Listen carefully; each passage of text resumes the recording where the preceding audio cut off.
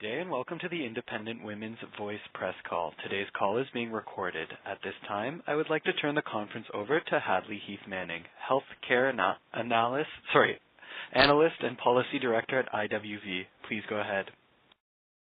Hello, thank you for joining Independent Women's Voice press call regarding meaningful measures that can bring real price transparency in healthcare. Independent Women's Voice fights for women and their loved ones by effectively expanding support among women, independents, and millennials for policy solutions that aren't just well-intended but actually enhance people's freedoms, choices, and opportunities. IWV wants healthcare that is affordable, accessible, and full of the choices people actually want delivered in a timely way.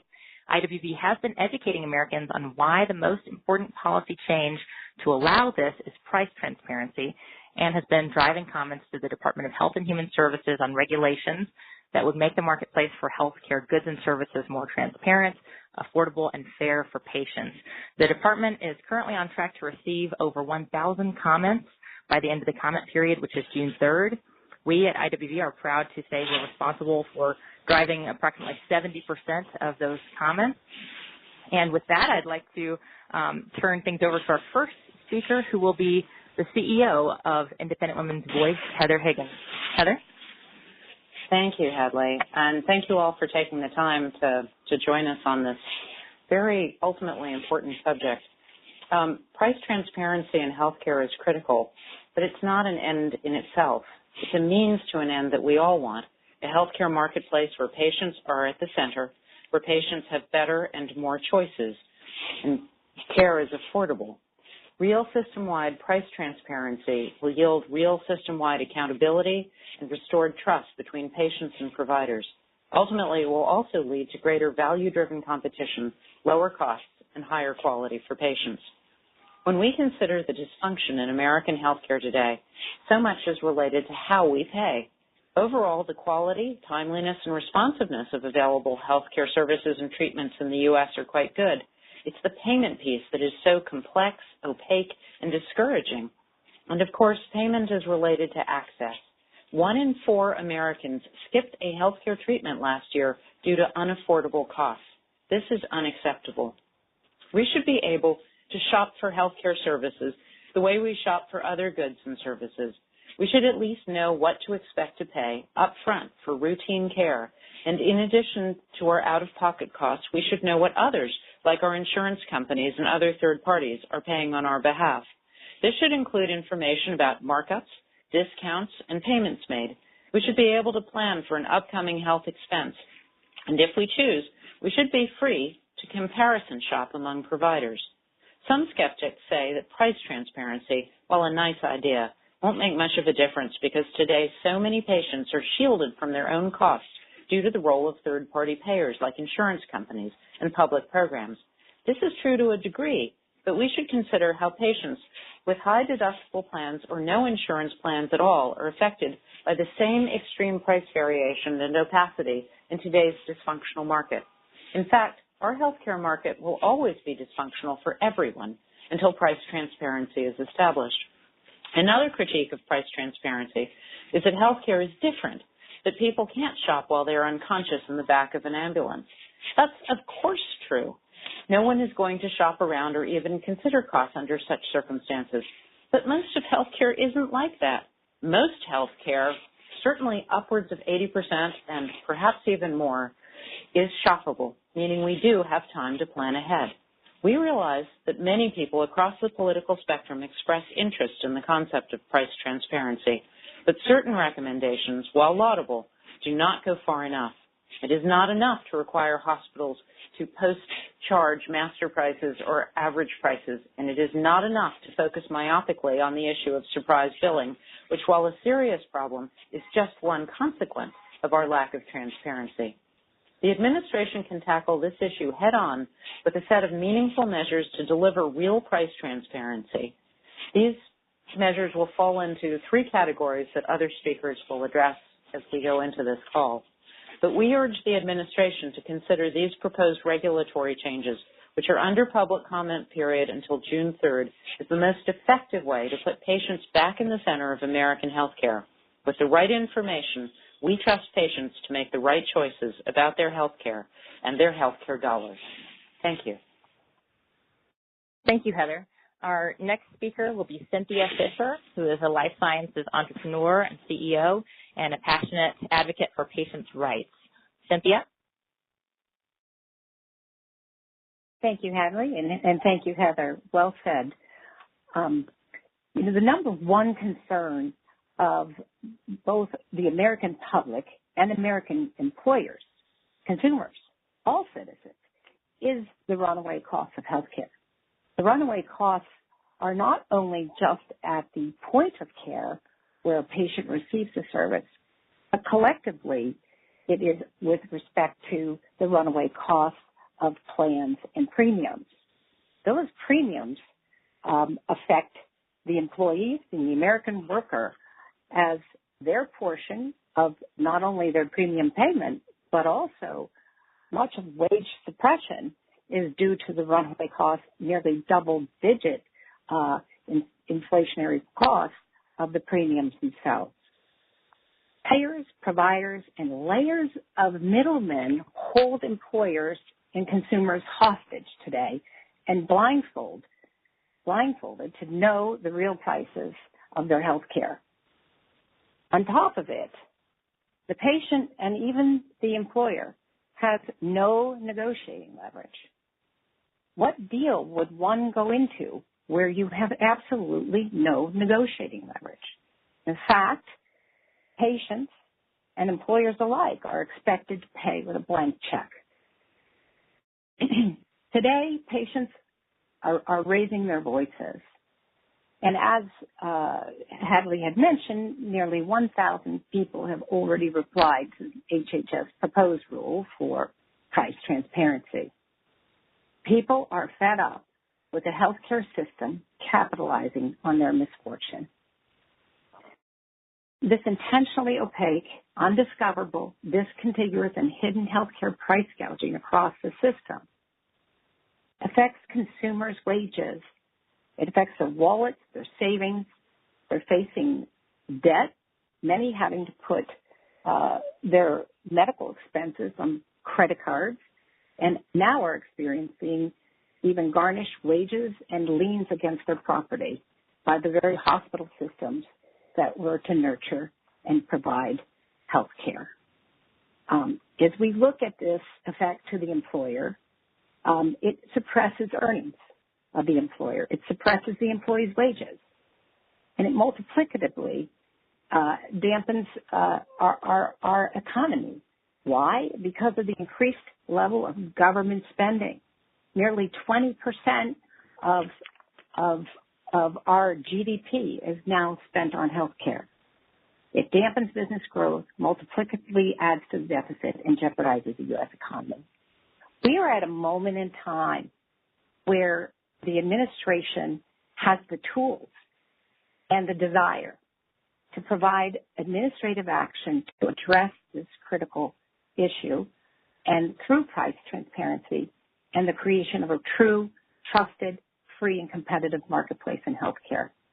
And we've looked to encourage the tools that this administration has, both with HHS, through the Cures Act of the interoperability and information blocking rules they have in place today, through the enforcement of HIPAA, and through the ERISA law, as employers' fiduciary role to deliver the most cost-effective ability to utilize the employee's benefit of health care needs to be diminished to the best possible price.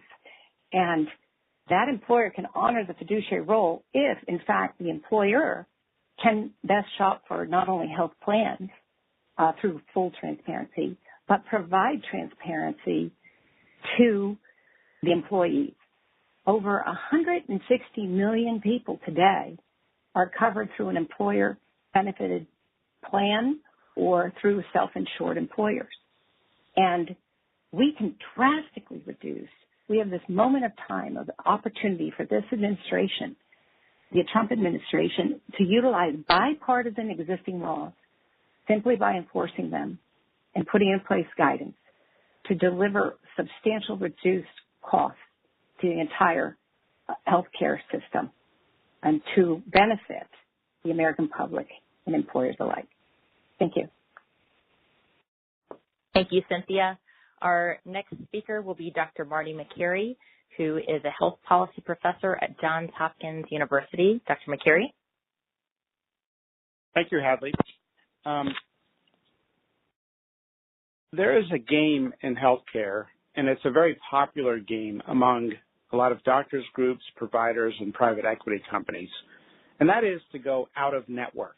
If you can pull your services out of a hospital traditional bill, you can sometimes get the benefits of getting reimbursed a higher amount. Insurance companies may just pay the entire bill or a higher proportion, or intimidating patients can result in patients finding the money to pay a higher rate. This game is so popular that surprise bills are now commonplace in some areas of healthcare, and they're really crushing American families. I was disappointed to see several physician organizations, that is, doctors, societies, and trade groups, start to organize to oppose any work to address surprise billing. It was really disappointing. Surprise bills, though, are just a symptom of the larger problem. We as doctors should not be assigned to the job of interpreting an EOB for a patient. That is, an EOB, or an explanation of benefits, is a deal between a patient and their insurance company. Doctors want to practice medicine, and we should be in the business of delivering high-quality care. Honest pricing and transparency of real prices, not the charge master prices, but the real prices, is one solution that allows competition to work, not by every single patient, and not every patient would use real price information, but some would, and they would act as proxy shoppers for the entire market, and also employers and other proxy shoppers through employee-sponsored health plans can use pricing information to identify value and respond and reward high value in the marketplace. Ultimately, we should have no secret prices in healthcare. When you go to a restaurant and you ask for the menu, you don't get asked who's your employer and then get a menu that no one can disclose, and then you find out you're paying 4 times more than the person sitting at the table next to you in the restaurant, but you can't see those prices. If that were the case, you'd say it's a dysfunctional marketplace, and that the secrecy of the pricing could lead to unfair business practices. Well, we could do better in healthcare. As we've heard, a quarter of all patients are either avoiding us in medicine or don't trust us because of the predatory billing that can follow. So I fully support efforts to bring real prices to the marketplace and allow competition to cut a lot of the waste in the system. Thank you. Thank you, Dr. Makary. Our final speaker for today will be Dr. Tom Coburn, who is a former U.S. Senator, Congressman, and physician. Dr. Coburn.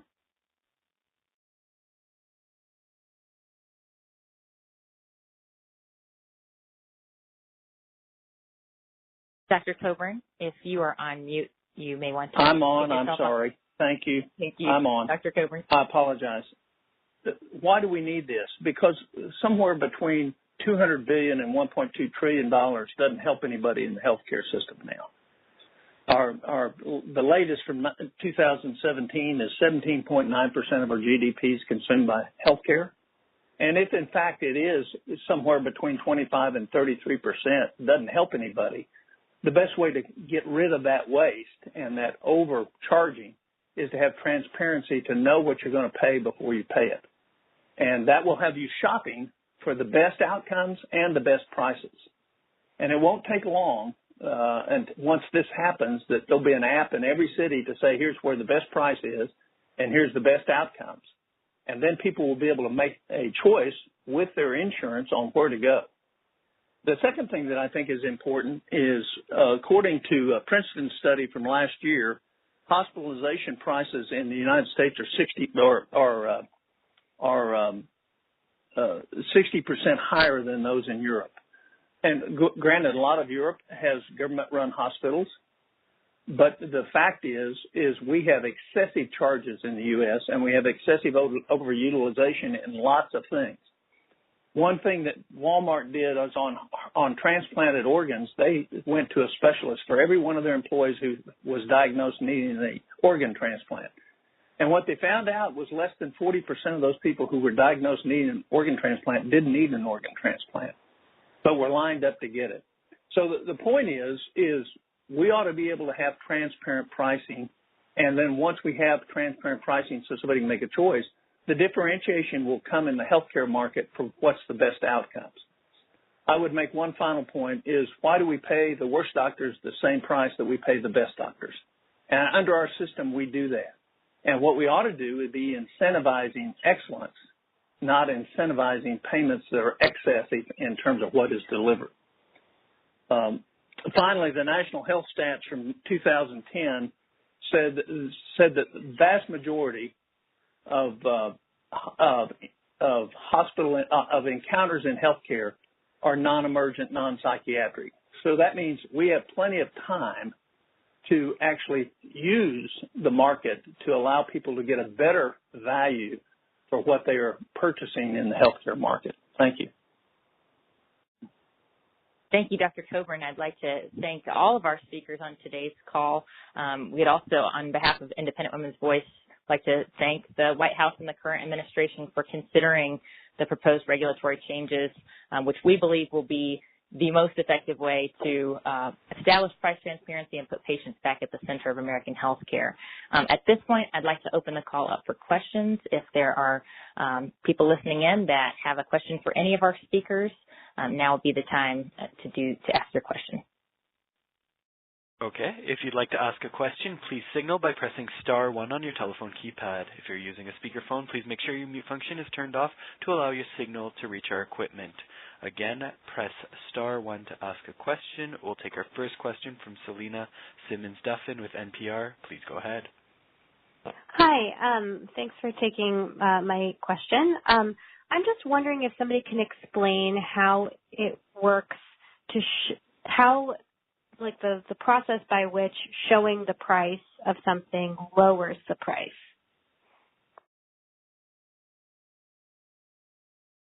I'll be happy. Go ahead. Real quick, this is Marty Makary. The price to deliver a baby in the Boston area ranges from $8,000 to $40,000. Is the quality different at the $8,000 than the $40,000 hospital? No, it isn't. The doctors there don't even know they're a $40,000 service. So if employers could see those prices, there would be more competition. The guy who looked at cabbage surgery in the United States from Indiana University published the prices from calling 100 hospitals that do cabbage. 50 could give him a price.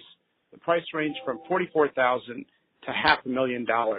He then correlated it with the Society of Thoracic Surgeon quality database and found no correlation between the quality and the price. And that's the sort of black box, I think, that allows the waste to run rampant. So those are my thoughts.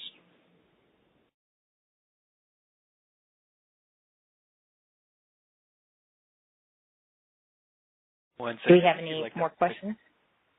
I'll give one. This is Heather Higgins. Can I just jump in on that one? If you look at goods and services where prices are discoverable by people, then the prices of those goods and services go down, and the quality of them tends to go up. And that's true whether you look at your cell phone or you look at something like LASIK surgery, where you actually have competition and people know what the price is. And so prices are not just random numbers, they are information for people. It's the same reason that it is helpful to have an app so that you can decide at which hotel you want to stay. And you can see all the different prices and all the different quality ratings, and you can make a more informed decision. And because all of those hotels know that their prices are being seen along with everybody else who's competing with them, they can't excessively charge because everyone else will see that and say, why would I pay that for that service? So giving people information is what enables markets to function and people to drive down costs and create better value.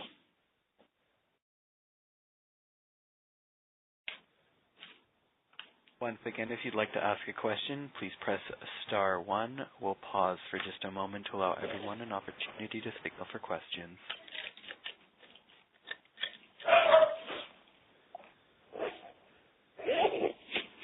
It appears there are no further questions at this time, so I'd like to turn the conference back over to Hadley Heath Manning for any additional or closing remarks. Hadley, I'd like to make one comment if I can. This is Dr. Coburn. On a bronze plan under the Affordable Care Act, the average deductible now is $5,900. So that's essentially for all encounters, you're carrying the weight of it. So in Tulsa, you can get an MRI for $2,700 at one of the main hospitals if you're an outpatient, and you can get it at $500 at one of the freestanding MRI clinics. Exactly the same equipment, read by exactly the same radiologist, and that's a 500% difference, 400% difference, 4 to 500% difference. The fact is when people know that, they don't use the MRI at the hospital, they use the one in the outpatient setting. And so that's just one example of the excessive costs associated with hospital-based testing. And once people know that, they're not going to utilize that.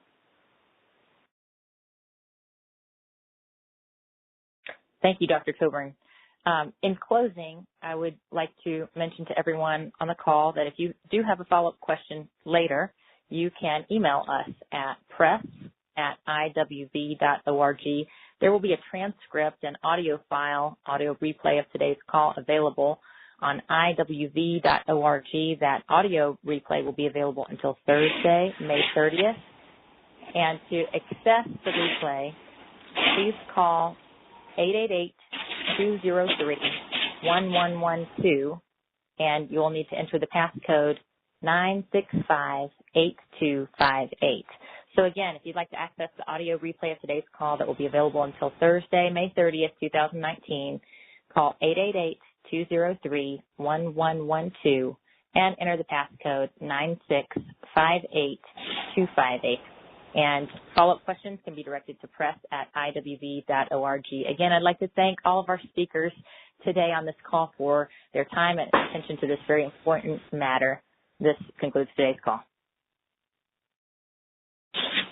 Thank you for your participation. You may now disconnect.